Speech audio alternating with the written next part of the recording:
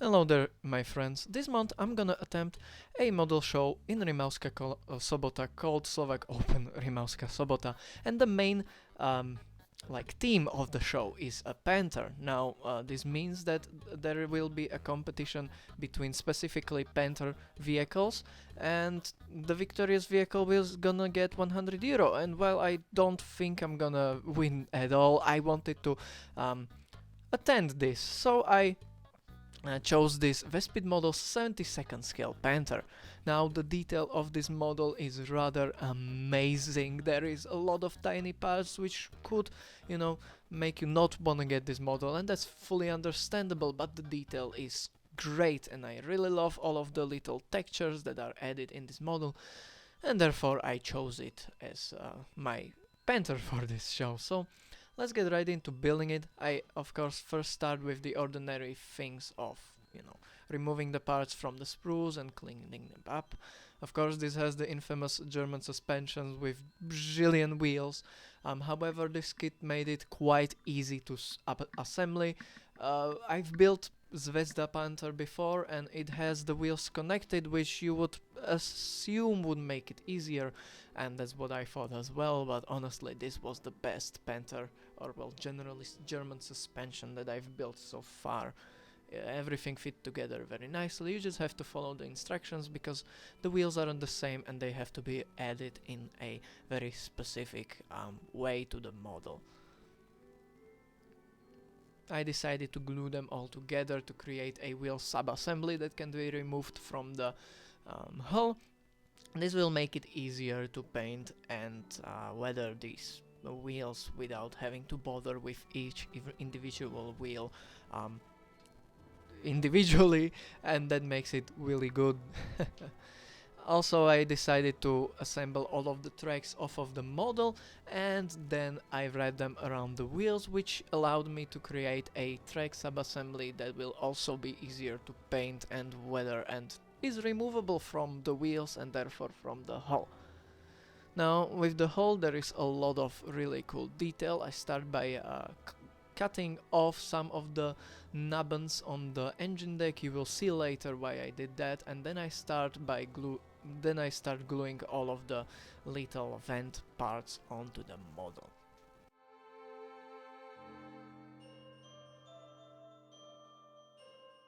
One of them is quite annoying PE, and the second is, the ordinary PE that you appreciate in every model because it's pretty easy to add to the kit and it adds so much detail. And these grills on the back look really, really beautiful, and they added a lot of detail to the, otherwise really empty.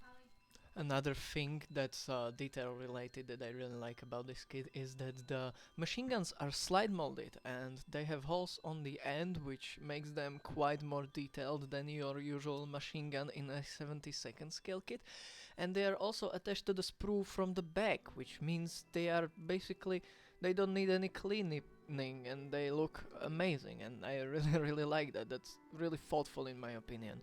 Then I started adding little PE hooks onto the back of the engine deck.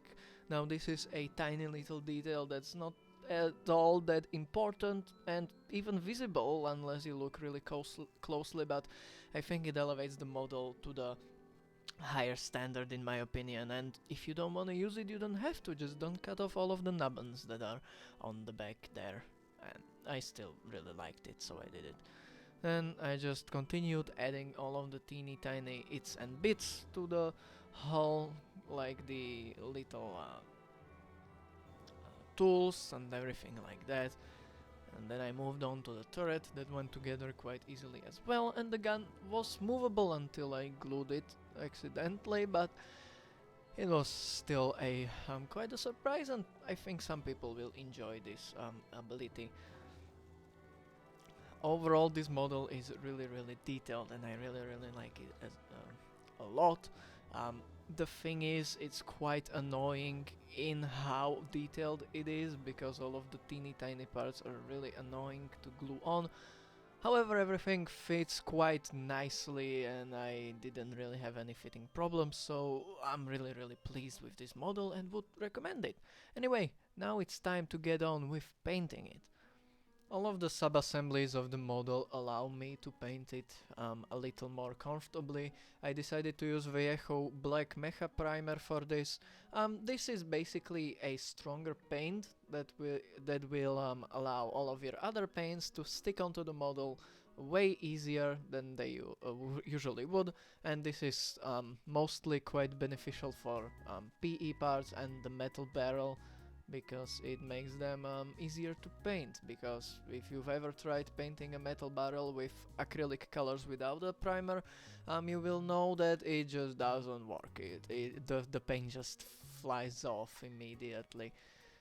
So this primer will help with that. I recently bought a bunch of AK 3rd gen acrylics. I know they are releasing 4th gen now, but I wanted to try the 3rd gens, and they are quite amazing for a paintbrush and an airbrush as well. So I was really pleased with buying them, and I bought the Dunkelgelb, Root Brown and Olive Green to use on this Panther specifically, and the Hintenhalt Tarnuk camouflage. So, you know, I base coated the model with the Dunkelgelb. This was layered on because it's quite a light color and the black primer was shining through, so I had to add like 2 very thin layers.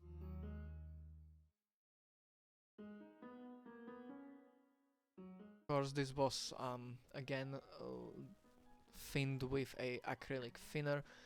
Then I found out why everyone hates masking their models. However, I didn't want the soft hedge Hintenhalt Tarnuk. I only wanted the wanted to try the hard edge one, since my airbrush isn't good enough to do soft edge camouflages. So I just masked it, and then I used the remaining 2 colors to paint on the camouflage pattern. I didn't go with the dots this time because I did it on the Vespid model's header and I didn't want 2 identical camouflages in my stash. Again, both these colors were thinned down and applied in 2 coats. I thinned down the green a little too much, and it seeped through the masking. But overall, it looked very nice, and I'm really pleased with these acrylics. And I can't wait to get my hands on the 4th gen ones, although I think they're gonna get sold out before I will be able to. Now, the satisfying part of removing the masking tape and finding out that paint seeped through. Here on the upper front plate there is a little blob of green. I don't even understand how it got there in such a specific way, but it's nothing a paintbrush can't fix, and again, these 3rd gen acrylics are amazing for paintbrushes as well.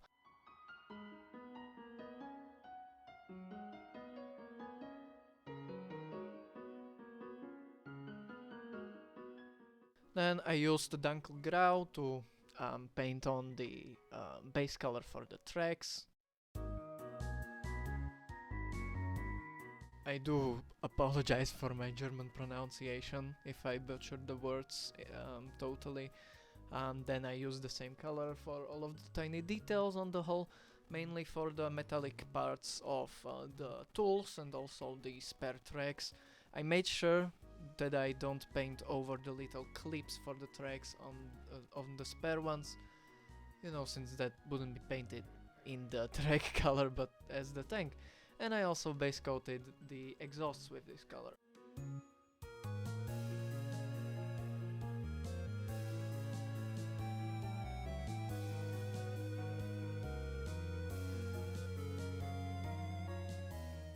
Then using buff I painted all of the wooden parts on the tools, and also the unditching thingy bob. It's not a log, it's just a piece of block. I don't think it's even unditching, I think it went under the thingy. I don't know what it's called. Also, one thing about the virgin acrylics that's amazing is that the metallic colors that I'm using here for the teeth actually aren't just white with sprinkles in it, but actually a metallic color, and that's quite amazing in my opinion. I really like that effect. Then I gave the model a matte varnish that you can't see because I didn't record it. Then it was time to add washes. Now I bought my first enamel wash. This is Streaking Winter Grime from Ammo. And I, paired it with Abteilung Odorless Thinner to create a nice wash effect on the model, because if you remember, till now I've been using acrylic washes and I've always thought they were enough, but no, they are not. These enamel washes are way better with outlining the details and with blending them. The only issue is that you have to protect the color underneath them because the thinner will probably eat through it. Although I think the odorless one won't, but I still made sure I did. The Winter Streaking Grime was a little light for my taste, however, I already bought the darker grey, darker brown wash for my next projects, and it works quite well as well. Now that our model has a lot of details, everything is outlined, I think we want to make it look a little damaged, and for that I use Vallejo Panther Ausf's dark rust color that will allow me to create chips that look like, rusty chipped metal. Now, these effects are quite controversial in the modeling community, because if you look at proper pictures of used machines, even now, like I've seen pictures of Slovak T-72s, they usually wouldn't chip like this on the heavier metal parts, like the mudguards and everything that's made out of thin aluminum. That would get chipped with rusty chips and the color would fly off, but not on the armored parts. However, this effect does give a lot more visual interest for the model, and it does make it look like a metallic, or well, a steel machine. So, you can either go the more realistic way and keep them to a minimum, or you can do what I did here and try to have some fun. The chipping is quite relaxing. It's one of the more artistic techniques on models, at least in my opinion, and I really enjoy doing it. So I usually chip my models quite a lot around the edges where I would expect the vehicle to get worn, even though it's not totally realistic. I just really like it.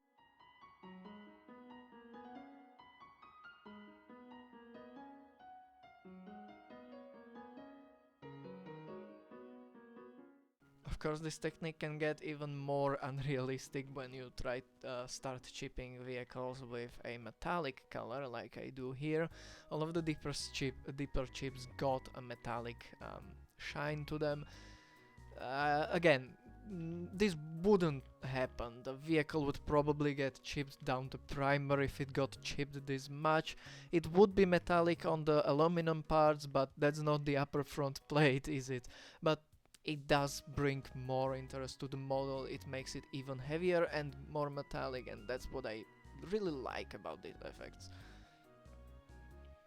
The back exhaust got a stippling of progressively lighter brown colors to create a rusty effect on it, nothing too hard to do. And then it was time to start making the tank a little dirty. I really enjoyed my paint job. When I was building this model, not anymore, I thought this was the best paint job I've done on a model, and I really didn't want to hide it under some muddy effects on it or anything like that. So I decided to go with a simple pre-dusting to make the model dusty, and then I just outlined some of the dirtier areas with a mix of buff and brown colors.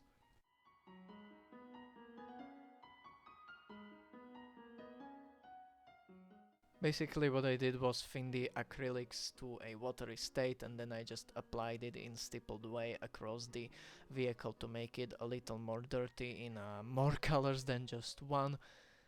This was quite a nice effect, I really enjoyed it. And then the last effect was some speckling, which gave the model more visual texture. It made it look like it ran through mud that splashed everywhere, and it finished the project and therefore this video. So I really hope that you enjoyed this video. I know I really enjoyed this model. While I was building it, it did end up being my best model yet. Now I have one that's even better, and you can expect it eventually on this channel. But for now, I think I'm gonna take a break from these complicated Vespid models, and I'm gonna go to something very simple and tiny. You will see it in the next video. Anyway, I really hope that you enjoyed this video. If you did, please leave a like or maybe a subscribe, or share it with your friends if you think they will find it useful or fun to watch. If you'd like to support me financially so I can do more work like this, you can do so through my Ko-fi or through my Patreon down in the description. Your support is always appreciated because everything goes into these videos. I don't buy well, I mean, I guess you could call it stupid stuff because it's just random models, but I don't buy stuff that wouldn't, you know, benefit this channel from the support. So, thank you again to everyone who decided to support me. Thank you everyone for watching this video. I really hope that you enjoyed it. Maybe we will see each other on the model show. If we do, come and say hi, but I don't think that's gonna happen.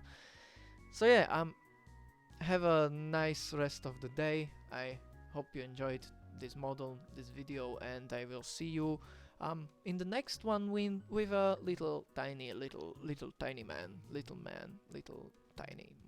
man.